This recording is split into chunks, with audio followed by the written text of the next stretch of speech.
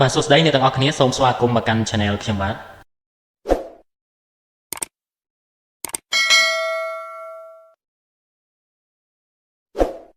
ទថ្ងៃនេះយើងមកបន្តមេរៀនយើងទៀតបាទនៅក្នុងកម្មវិធី Microsoft Word បាទថ្ងៃនេះយើងមករៀនយើងមករៀបចំបាទធ្វើបាទធៀបបុណ្យគម្រប់សម្រាប់គម្រប់ខួបបាទដូចជាបាទ100ថ្ងៃ7ថ្ងៃឬក៏បាទបុណ្យបាទផ្សេង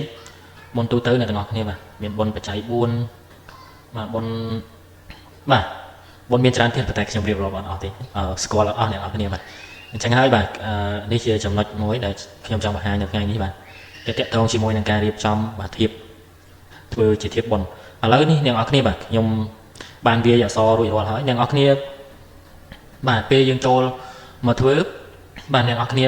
កុំតន់ធ្វើអីបាទយើងវាយអក្សរឲ្យហើយមកបាទឲ្យចប់មកបាទវាដូចខ្ញុំនេះ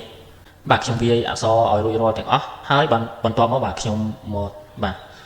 មកចាប់ដើមបាទកែសម្រួលអក្សរនិងបាទកែសម្រួលសិលឹកកិច្ចការយើងឥឡូវយើងចូលមកកាន់បាទ page layout អ្នកនរគ្នាបាទខ្ញុំចូលកន្លែង page setup នេះ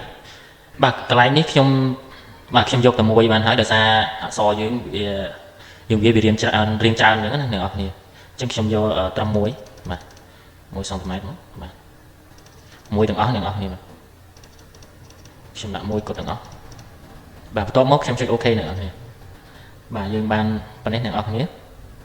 បន្ទាប់មកអ្នកនរគ្នាបាទយើងរៀបចំមកកែអក្សរយើងនេះបាទឥឡូវខ្ញុំចាប់ដើមបាទកែវា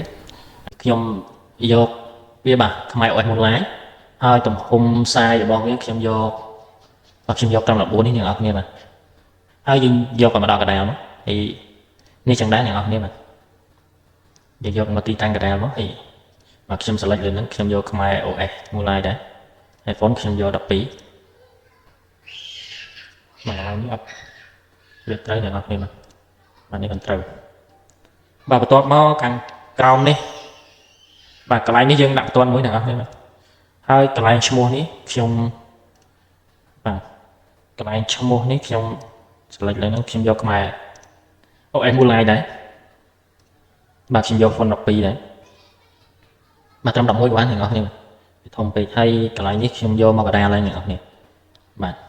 បន្ទាប់មកខ្ញុំ select លើនេះហើយខ្ញុំប្រើ format painter ដើម្បីបាទ format font វាឥឡូវខ្ញុំបាទមកដាក់កន្លែងឈ្មោះនេះអ្នកនរគ្នាបាទហើយខ្ញុំ format painter ទៀតបាទកន្លែងអ្នកតាមប៉ុននេះកន្លែងនេះមិននេះខ្ញុំ format លើបាទលើឈ្មោះនេះខ្ញុំ format ទៀតបាទបែកខាងអ្នកនរគ្នា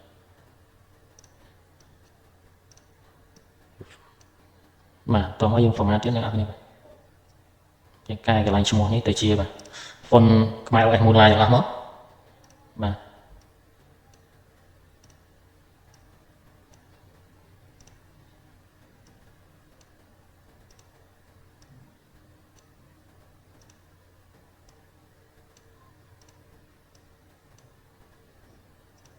ទយើង format កន្លែងណាទៀតបាទកន្លែងនេះអ្នកនរគ្នាបាទខ្ញុំចុចមកមកទៅបាទ format ទៀត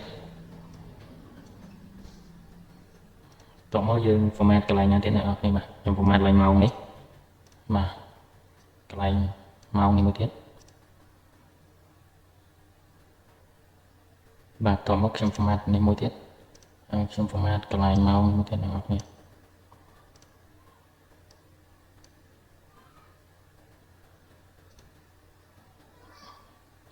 ខ្ញុំ format កន្លែងឈ្មោះនេះមួយទៀតហើយកន្លែងលេខទំនាក់ទំនងនេះខ្ញុំ format ទៀតដែរ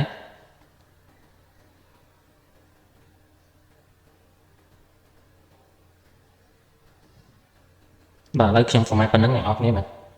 ហើយបាទខ្ញុំយកកន្លែងនេះសូមអរគុណនេះយើងដាក់ចំកណ្ដាលមកបាទយើងយក font size វាធំតិចមកអ្នកនរគ្នាហើយបាទវារៀងដានតិចមកហើយបាទកន្លែងនេះខ្ញុំ format មកបាទកន្លែងអ្នកផ្ដាំបុននេះបាទហើយដាក់វាចំកណ្ដាលមកបាទកន្លែងនេះយើងបាទយើងត្រេមកនេះឬក៏យើងចូលកន្លែងនេះបានដែរបាទយើងត្រេមុន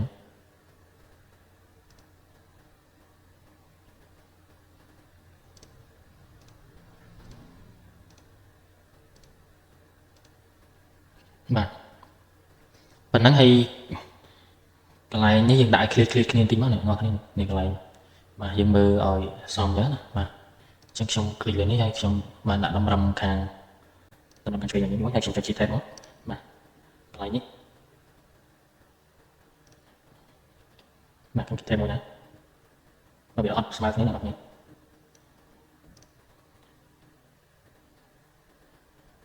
បាទតោះមកខ្ញុំដាក់កន្លែងនេះដែរ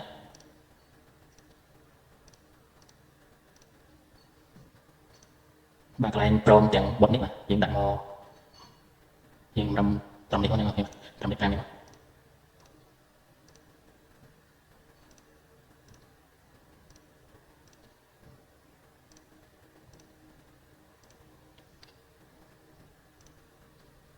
បាទនេះកន្លែងនេះខ្ញុំតម្រឹមត្រឹមនេះកន្លែងឈ្មោះនេះបាទត្រឹមនេះបងប្អូនប្រើជីថែមមក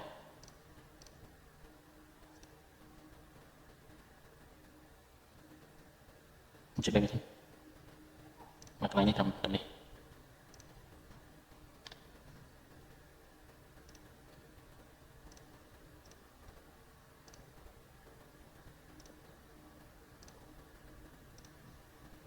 បាទវាបានត្រង់ស្មាតគ្នាហើយអ្នកនរគ្នាបាទអញ្ចឹងតមកទៀតបាទអ្នកនរគ្នាទៅកែបាទកន្លែងអក្សរនេះបាទឲ្យវាមានសភាពកោងបាទអ្នកនរគ្នាធ្លាប់ឃើញហើយនៅក្នុងសវត្ថបុនបាទអញ្ចឹងខ្ញុំ select លើវាមកអ្នកនរគ្នាបាទខ្ញុំ select លើនឹងហើយខ្ញុំចូលមកកាន់ insert ហើយខ្ញុំជ្រើសរើសយកបាទ work add នេះអ្នកនរគ្នាហើយខ្ញុំយកនេះមួយបាទបន្ទាប់មកបាទនេះថ្ងៃច័ន្ទខ្ញុំលុបច័ន្ទអញ្ចឹងហើយបាទយើងចូលមកកាន់ format នេះអ្នកនរគ្នាបាទអ្នកនរគ្នាបាទជ្រើសរើសយកពាក្យ text effect នេះបាទ text effect នេះបាទបន្ទាប់មកចុចលើនឹងមកហើយអ្នកនរគ្នាស្គមមកខាងក្រោមបាទយកពាក្យ transform បាទបន្ទាប់មកបាទអ្នកនរគ្នាអាចជ្រើសរើសយកតម្រង់បាទដែលអ្នកនរគ្នាត្រូវការបាទឥឡូវខ្ញុំយកបាទនេះខ្ញុំយកមកនេះអ្នកនរគ្នាទៀតតទៅមក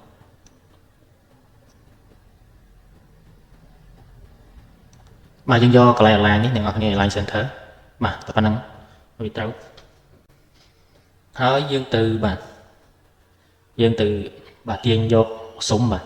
ហើយនឹងរូបទេវតាមាតិកា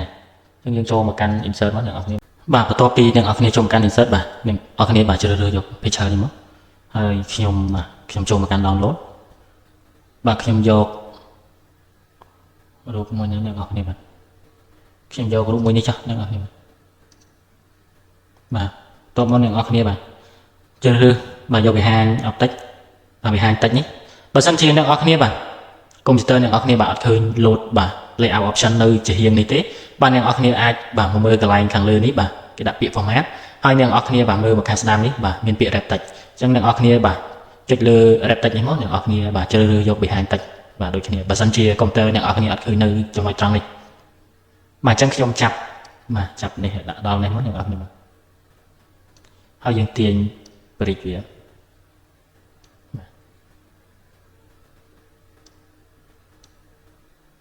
ជំរុញបន្តិច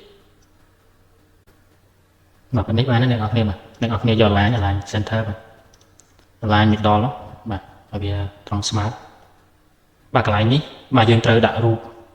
បាទអញ្ចឹងខ្ញុំទាញកន្លែងនេះឲ្យវាធំតិច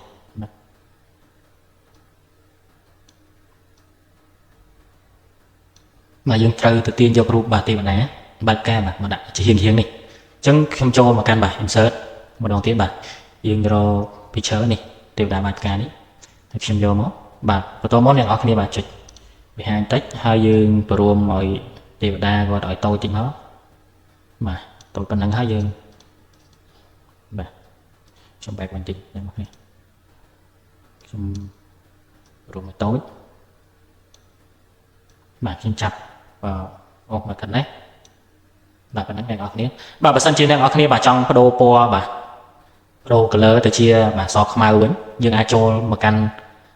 បាទយើង select លើរូបទេវតានេះមកហើយយើងចូលមកកាន់ format បាទយើងជ្រើសរើសយកពាក្យ color បន្ទាប់មកអ្នកនរគ្នាបាទនេះជ្រើសរើសយក color ទៅបាទនេះ color ពណ៌ខ្មៅហើយខ្ញុំយកពណ៌ខ្មៅនេះបាទឲ្យស៊ីជាមួយនឹងអក្សរនេះបាទហើយបន្ទាប់មកយើងដាក់ cursor ឲ្យចំពីលើរូបនេះហើយយើងចុចបាទ key control ឲ្យជាប់មកដើម្បី copy បាទខ្ញុំអូសមកខាងនេះមួយទៀតមកអ្នកនរគ្នាបាទបន្ទាប់មករូបយើងបែរមុខមកខាងនេះទាំងអស់គ្នាបាទ រូបទេវតានេះអញ្ចឹងយើងត្រូវទៅបាទបង្វិលគាត់ឲ្យមកទល់មុខគ្នាវិញអញ្ចឹងយើងចូលមកកាន់កន្លែង rotate នេះអ្នកនរគ្នាមកចុចលើពាក្យ rotate អ្នកនរគ្នាបាទយើង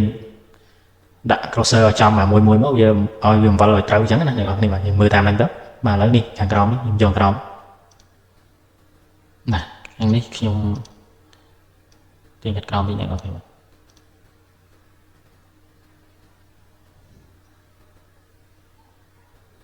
បាទកន្លែងនេះយើងយក align បាទខ្ញុំ align ម្ដងទៀត align center បាទ align នេះតឥឡូវខ្ញុំបាទប៉ុណ្ណឹងរួចរាល់ហើយអ្នកនរគ្នាបាទខ្ញុំ print preview ឲ្យអ្នកនរគ្នាមើលបាទអញ្ចឹងលទ្ធផលការងាររបស់យើងគឺបានប៉ុណ្ណឹងបាទអញ្ចឹងវីដេអូនេះបាទមានតែប៉ុណ្ណឹងបាទសូមអរគុណបាទអ្នកទាំងអស់គ្នាដែលតាមដានវីដេអូបាទតាំងពីដើមរហូតមកដល់ចប់បាទសូមអរគុណសូមកុំភ្លេចចុច Subscribe Channel ខ្ញុំបាទម្នាក់មួយដើម្បីទទួលបាននៅវីដេអូបាទផ្សេងៗទៀតបាទសូមអរគុណសូមគោរពលា